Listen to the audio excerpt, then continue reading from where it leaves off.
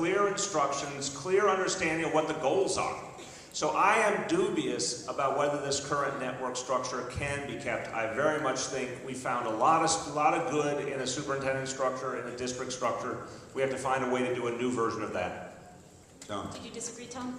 I mean, listen, there has to be oversight, there's no doubt about that. But we have to really trust our principals and empower them. And we also have to make sure that principals don't become just simple building managers, which is what many of them have unfortunately become. They have to be instructional leaders. The assistant principal perhaps can be the building manager.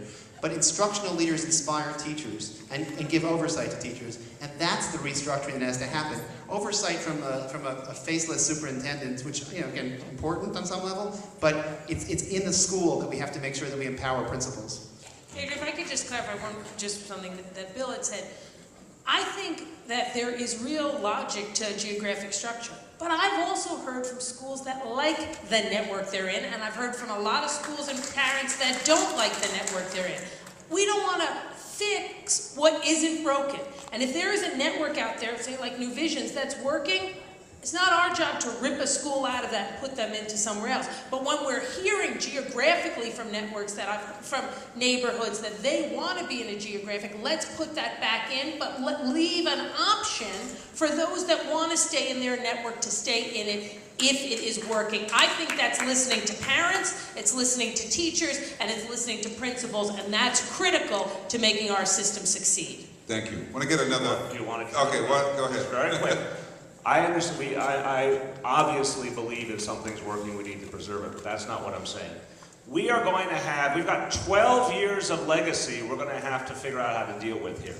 And you heard all of us say some of what happened in the Bloomberg years was commendable and should be kept, but a lot of us think a lot needs to change. If we don't have a clear vision of what a new system looks like from the beginning of the next term, the current reality will lag for quite a while. So although yes, there may be some networks that work and there's a way to do it, if we just explore districts, as you said, Speaker, it's not enough to explore. We have to find a way to make the district reality work again starting January 2014 or shortly thereafter, because that will empower a lot of parents, a lot of principals, a lot of teachers. Okay, thank you. We're going to go to a different topic, another controversial one, subject of charter schools.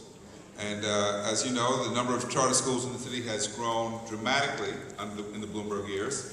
And one of the issues of great controversy has been co-location. What's your position on co-location? Tom, why don't you take us a start? First of all, charter schools, when they were first conceived many years ago, were supposed to be laboratories for reform. I think we've lost sight of that fact.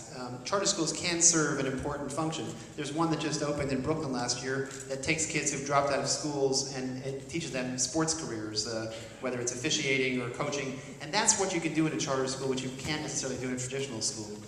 Co-location is, I think, a needless polarity that we have right now. Yes, we need to utilize school buildings and make sure that we give charter schools the space that they deserve. But if we don't make sure that we set up a system where the principal of both of those schools in the same building work collaboratively and the parents' associations don't work collaboratively, then we're setting up a polarity that's not necessary, that's not conducive to education. And charter schools should be beacons for helping the schools that they co-locate with or other schools and not become the enemy. And that's what unfortunately has happened in this environment. So can I force you to add yes, no? Would you continue to support co-location? I would continue to support co-location, but with the caveat that they have to work collaboratively. If money goes into the charter school, it is shared with the public school in that building. It is not just for that charter school. I absolutely don't agree that Go ahead, John. the co-location should continue.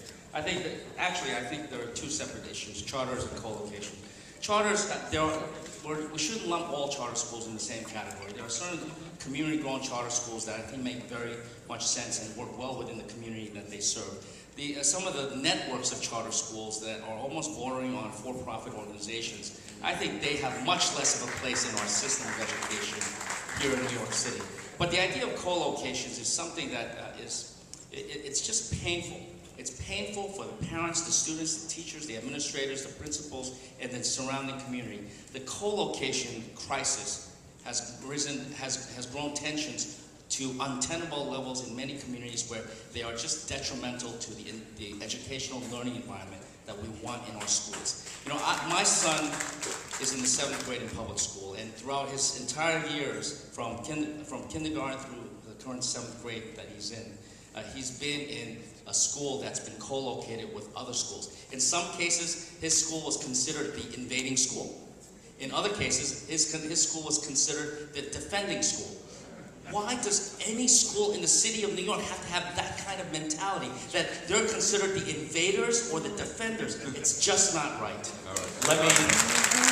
Let's get Bill DeBasso and Bill Miller. And another thing that has to change starting in January is that Eva Moskowitz cannot continue to have the run.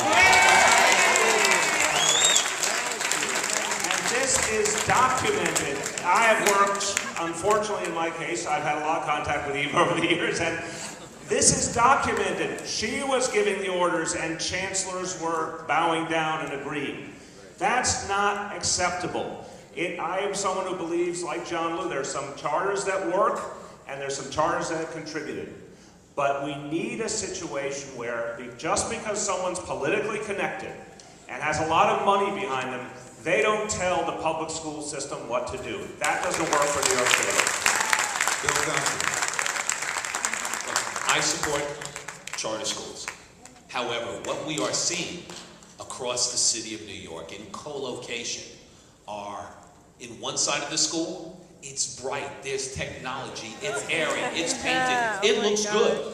And on the other side of the school, it is that the children are in a different city, they're being treated as second-class citizens. That can't continue.